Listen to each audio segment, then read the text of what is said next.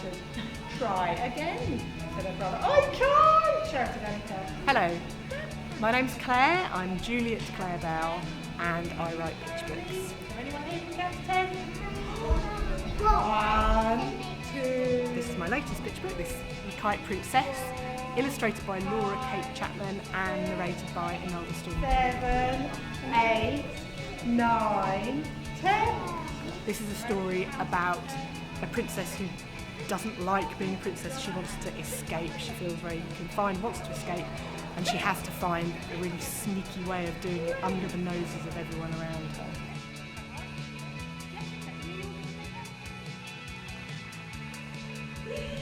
Now, allow me to introduce myself. I, in case you hadn't realized, am the White Witch, and I am a queen.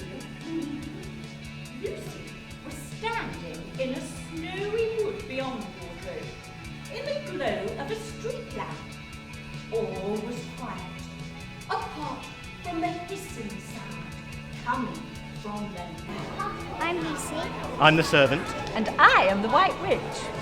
and we're telling the story of the Lion, the Witch, and the Wardrobe. You came through the wardrobe from the land of men into Granada. Now you know this could ruin everything for you, don't you? Oh, how cold you look. I haven't put that in much better. Thank you.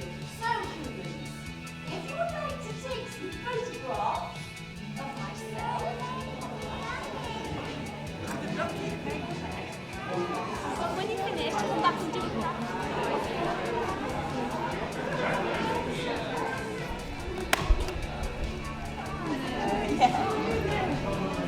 Hello, my name's Tom Palmer and I write football stories like the Foul Play series, which is a detective series, and I also write a series about a football academy as well, and I also like writing about spies, so it's sort of football and something else kinds of stories.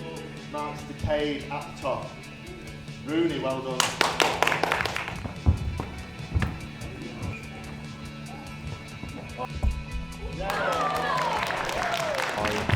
I'm a fan of Tom Palmer's books, and my favourite one is probably the second one he did, which is called Deadpool. That had quite a good story to it.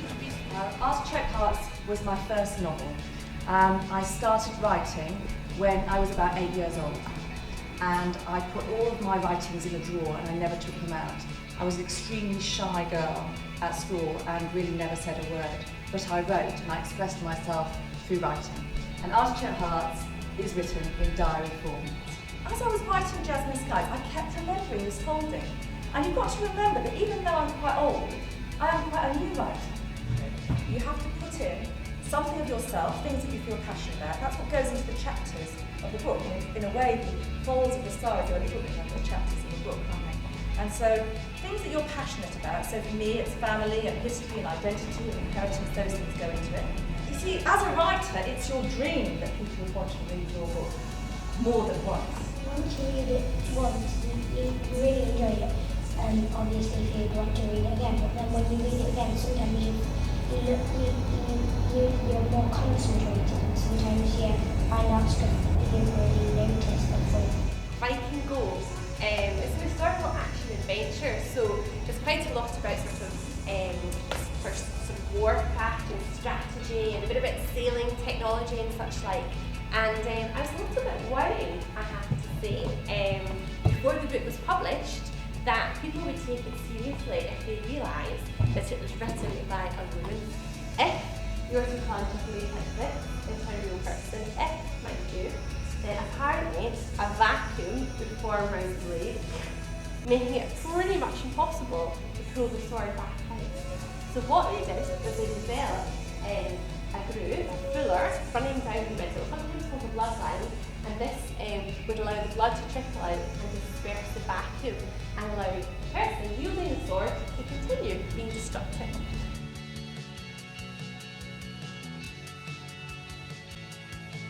Stanley's fantastic!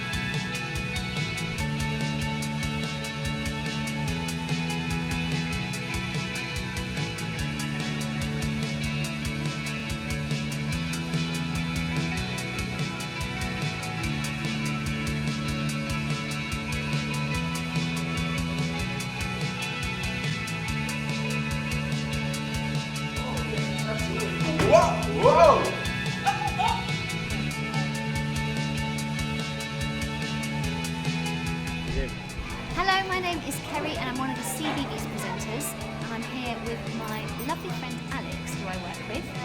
And we are at the Manchester Literature Festival, sharing our favourite children's stories with lots of Children and adults. Lots of children and lots of adults as well. 4, 3, 2, 1. Press the red button. It is so important to keep, I think, books alive, especially now when you've got so many other things, computing, iPads and the telly and all that kind of thing. So I think it's just been really lovely for us to be able to be part of that. It has indeed.